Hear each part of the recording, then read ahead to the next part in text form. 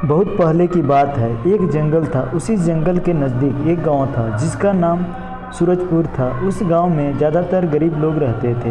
मेहनत मजदूरी करके अपना जीवन यापन करते थे और साथ ही सभी लोग मिलजुल कर रहते थे।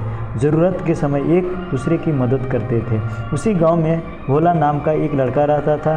भोला बहुत ही गरीब था, लेकिन साथ ही वह बहुत ईमानदार और मेहनती आदमी था। भोला अपनी माँ और छोटी बहन के साथ रहता था। बचपन में ही भोला के पिताजी का देहांत हो गया था।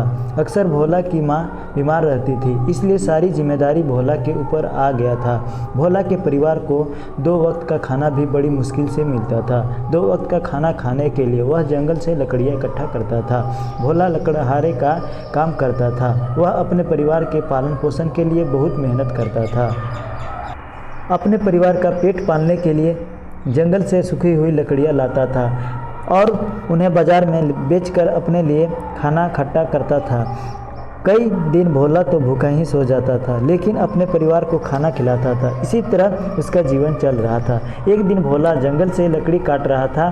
फिर वह दोपहर के समय खाना खाने के लिए एक पेड़ के नीचे बैठकर खाने ही वाला था। उसी वक्त उसे एक बुजुर्ग दिखाई दिया जो बहुत भूखा और प्यासा था। बुजुर्ग भोला के पास आकर बोला, बुजुर्ग बोला, बेटा 1 हफ्ते से कुछ नहीं खाया है, कुछ खाने के लिए है तो दे दो, भगवान आपको खुश रखेगा। भोला ने सोचा, मेरे पास जो खाना है, अगर मैं अपना खाना इस बुजुर्ग को दे दूंगा तो मेरे पास तो खाने के लिए कुछ नहीं बचेगा और मुझे ज़ोरों से भूख भी लगी है। लेकिन यह बुजुर्ग बाबा भी भूखा है और 1 हफ्ते से कुछ नहीं खाया है। अब मैं अपना खाना इस बुजुर्ग को दे देता हूँ। फिर भोला ने अपनी भूख की परवाह न करते हुए अपना सारा खाना जो भी उसके पास था उस बुजुर्ग को दे दिया। बुजुर्ग ने खाना खाया और भोला को आशीर्वाद दिया। फिर भोला से बोला, बुजुर्ग बोला, बेटा तुम बहुत दयालु हो, तुमने आज मेरा भूख शांत किया, इसलिए मैं तुम्हें आशीर्वाद देता हूँ कि तुम्हारी समस्या जल्द ही समाप्त हो जाएगा और तुम्हें वो सब कुछ मिलेगा जो तुम चाहते हो।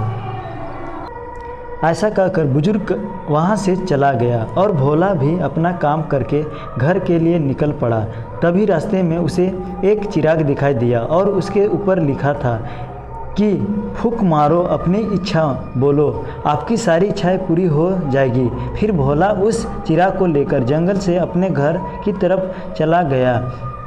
तभी उस रास्ते में भोला सोचा, यह चिराग मेरी इच्छा कैसे पूरी कर सकता है। चलो एक बार कोशिश करके देखता हूँ। सबसे पहले मैं कुछ खाने को मांगता हूँ क्योंकि मुझे बहुत ज़ोरों से भूख लगी है।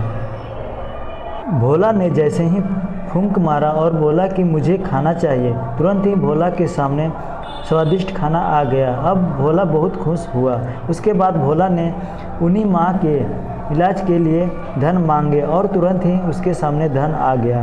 अब भोला धीरे धीरे करके अपनी सारी इच्छाएं पूरी करने लगा। उसने चिराग में फूंक मारी और कहा, मुझे बहुत सारा धन चाहिए ताकि मैं अपने गांव वालों की मदद कर सकूं। उसके ऐसा कहते ही तुरंत बहुत सारा धन आ गया। अब भोला धीरे धीरे बहुत अमीर हो गया और ज़रूरतमंदों की मदद करने लगा। इस तरह भोला को दूसरी की भलाई करने का फल उसको मिला। तो दोस्तों, इस कहानी से हमें यह सीख मिलता है कि अगर आप भी किसी के साथ भलाई करोगे तो आपको भी उसका फल मिलेगा। इसलिए हमें निस्वार्थ दूसरों की मदद करनी चाहिए।